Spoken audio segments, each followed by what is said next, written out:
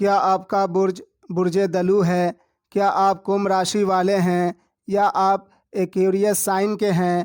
اگر آپ کے نام کا پہلا حرف سے سین بڑی شین سواد سے شروع ہوتا ہے اور آپ کی شادی نہیں ہو پا رہی ہے اور آپ اپنے پسند کی شادی کرنا چاہتے ہیں، اگر آپ شادی شدہ ہیں اور آپ کی شادی شدہ زندگی خوشگوار نہیں ہے، آپ اپنی شادی شدہ زندگی کو بے حد حسین خوشگوار بنانا چاہتے ہیں، اگر آپ چاہتے ہیں کہ میری بیوی، اگر آپ چاہتے ہیں کہ میرا شوہر میرے علاوہ کسی اور کی طرف کبھی مائل نہ ہوں، صرف میری محبت میں ساری زندگی گرفتار رہیں، تو یہ ویڈیو آپ کے لیے خاص ہے۔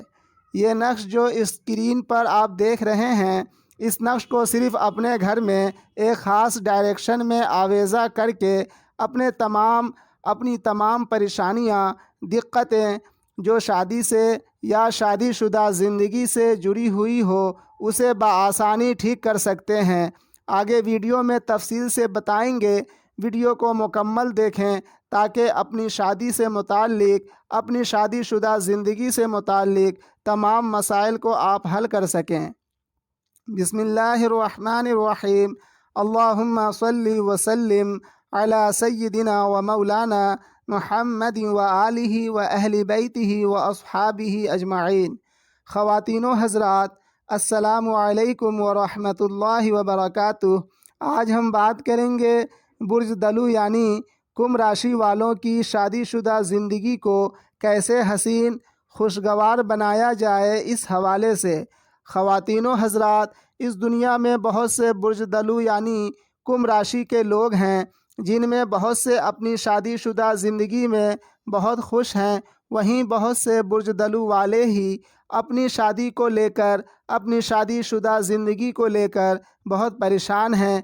کسی کی شادی نہیں ہو پا رہی ہے تو کسی کا رشتہ ہو کر ٹوٹ جاتا ہے، تو کوئی میاں بیوی کے لڑائی جھگڑے نا اتفاقی کو لے کر پریشان ہیں، تو کسی کو یہ بات ستا رہی ہے کہ کہیں میری ازدواجی زندگی ٹوٹ نہ جائے، برباد نہ ہو جائے۔ ایسا کیوں؟ جبکہ دونوں ہی برج دلو یعنی کمبھ راشی والے ہی ہیں۔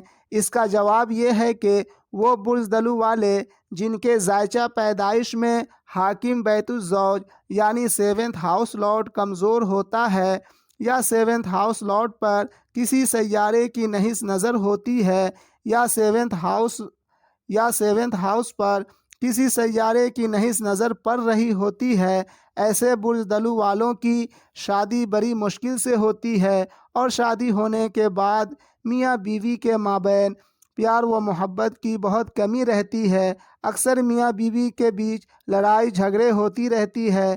ایسا اس لیے ہوتا ہے کہ سیونتھ ہاؤس لارڈ کمزور ہے، یا سیونتھ ہاؤس کمزور ہے۔ سیونتھ ہاؤس کا اور سیونتھ ہاؤس لارڈ کا مضبوط ہونا کتنا ضروری ہے، اس مثال سے سمجھیں۔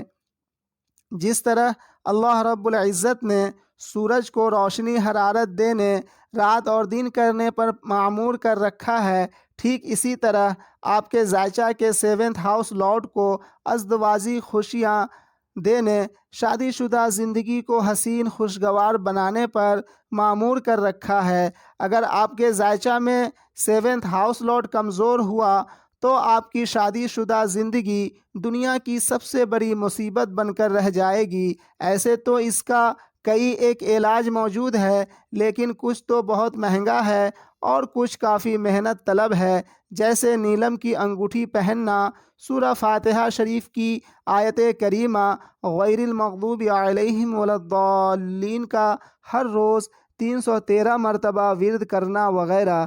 لیکن ایک ایسا علاج جو بہت آسان بھی ہے اور اثر میں جادو جیسی رفتار بھی رکھتی ہے، آپ کے پیش خدمت ہے۔